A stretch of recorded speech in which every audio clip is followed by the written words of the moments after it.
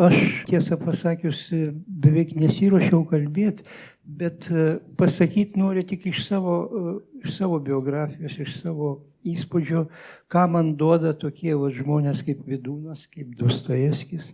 Ir nuo kada jie mane veikia jau, ir ne tik tie du žmonės, kurie, man atrodo, kiekvieno žmogaus gyvenime turėtų atsirasti jų kūrybos, jų idėjos, kad ir baisios, bet vis tiek ten yra kažkoks pozityvus dalykas, kuris tą baisumą paverčia noru išvengti jo. Ir savy, ir kaiminė, ir vaikuose savo, ir moteryje savo. Taip kad aš galvoju, kad nieko nėra veltui, koks bebūtų Dostojevskis, jis mane mokė daugiau, aš jo daug kūrinių esu statęs, jis mane mokė, lydėjo ir atgrasino daug dalykų. Atgrasė, tiesiog išgąsdino. O Vydūnas mane stebino jo šviesumas ir jis išgyveno labai stipriai pačią pradžią. Jo pradžia, jo santykiai su žmonėmis nebuvo tokie paprasti, jie buvo netgi savotiškai žiauroki, bet jis sugebėjo tą, kaip paimti blogį, tą kaip kažkokią granulę ir ją apdoroti ir ištirpinti save ir palikti tik tai, ką jisai gali duoti kitam žmogui gero. Kaip tik apsaugodamas Dostojevskį nuo tokio blogo poveikio į kitą žmogų.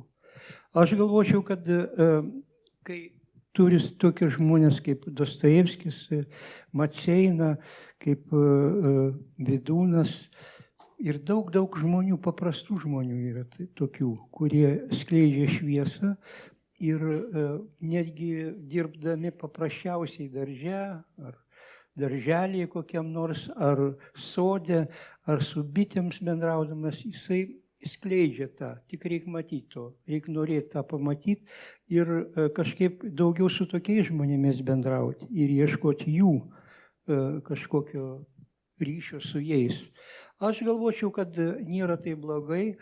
Pats blogiausias dalykas yra netikėjimas, kad žmogus yra vis tik tam tikra vertybė ir individuali vertybė.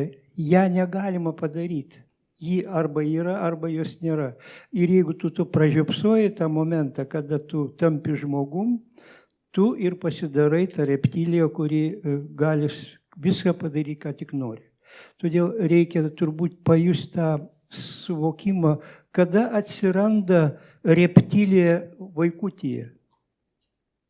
Jūs pasižiūrėkit, kaip vaikas elgėsi, vaikas dar mamos krūtinė čiulpia, maitinasi dar, jau ten reptilija yra.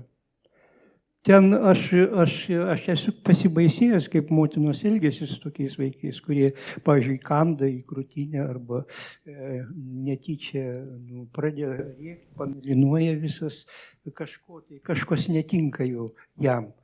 Bet čia, tai vadinasi, čia yra, jeigu mama negirdi, tėvas negirdi, vaikai, broliai negirdi tame riksme tokią šauksmą, kad vis tik mes ne taip elgiamės vieni su kitais. Ir motinos su vaikais, ir tėvai su motinomis, ir motinos su tėvu, ir broliai seserys, ir tetos, ir kas tik norit. Taip, kad reikia iš vis pergalvoti mūsų santykius gyvenime, o ne ieškoti ten. Vydūnas, aišku, jisai duoda daug. Ir iš tikrųjų ir Vydūnas, ir Dostojevskis man visą laiką gelbėjo kažkodėl. Gelbėjo nuo kraštutinumų, nors žmogus visada nori išbandyti kažką tokio netikėto, tai seksia, ką nors, tai ten kažkokiai meiliai, tai kažkokiai su gyvuliais elgesiu. Nori kažką, tai ko jis ten ieško, aš nesuprantu. Bet jis nesugeba atsigręžti į save, kad jis toks pat yra, kaip ir tą, kurį jisai kankina, ar kaip tą, kurį jis myli. Tai yra du žmonės. Ir todėl aš galvočiau, kad kažkas yra negerai tarp žmonių, kokia prasme. Mes nemėgstam vieni kitų. Nemylimės vieni kitų. Tiesiog nemylim, neapkenčiam. Tai tas skiriasi turtu, tas skiriasi grožiu, tas pinigai skiriasi, tas šeimyną turi didelę, o aš vienturtis ar ne vienturtis. Tiek daug skirtybių ir tiek galimybių pavydėti, išnaikinti savo sielą, menkniekiam, tiesą pasakius. Taip kad aš siūlyčiau visiems pereiti skurdą. O čia, kurie žmonės gyvena, skurdžiai gyvenkite. Nei šaukis, nei pavydo, nei agresijos, bet švariai. Čia labai sunku tą padaryti. Tai vat, mane tą moko Vydūnas, mane to moko Dostojevskis, nes pas jį yra tokių personažų, kurie tiesiog gali raudoti ant akmens pasirėmęs, kaip Alioša, pavyzdžiui, elgėsi, kaip jis jautėsi. Arba moteriškė, kuri Nietačka, Nezvanova, taip vadinama, kuri antiek trapi ir antiek jauti, kad jeigu tu to nejauti, tai tada tu negali girdėti muzikos, tu negali žmonių intonacijų girdėti, tu neturi kelio ryšio su siela. Ir todėl atsiranda tas žebrumas, toks netikėjimas, nenoras tikėti ir nepriėmimas. Aš norėčiau, kad vis tiek tie žmonės, kurie jūs skaitot, o ką paskaityti, yra labai daug kūrinių. Tiesiog puikių kūrinių, kurie atidaro tavyje kažkokį tą sandaros skrynę, iš kurios galima pasiimti ir pasimokyti ir reikia tą padaryti valingai. Ne šiaip, aš čia skaičiau, pasigirsiu, kad aš skaičiau. Velnio tu neskaitei, tu tiesiog pasigirti nori. Bet tu neieškai save per tą skaitinį, per tą romaną, per tą žmogų, nes jo romanai, pažiūrėkit, kokia patirtis ten yra.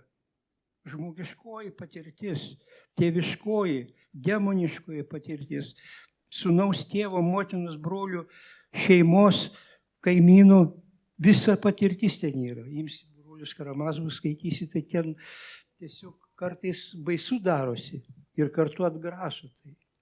Taip kad aš galvočiau, kad reikia mokytis iš tokių žmonių. Mirusieji, jie dar veidmainiauja, apgaudinėja, bet kurie jau parašė tos dalykus, jie jau sudėjo į raidę šitą turinį. Tai tuos žmonės reikia kaip galima daugiau su jais bendrauti ir negailėti laiko.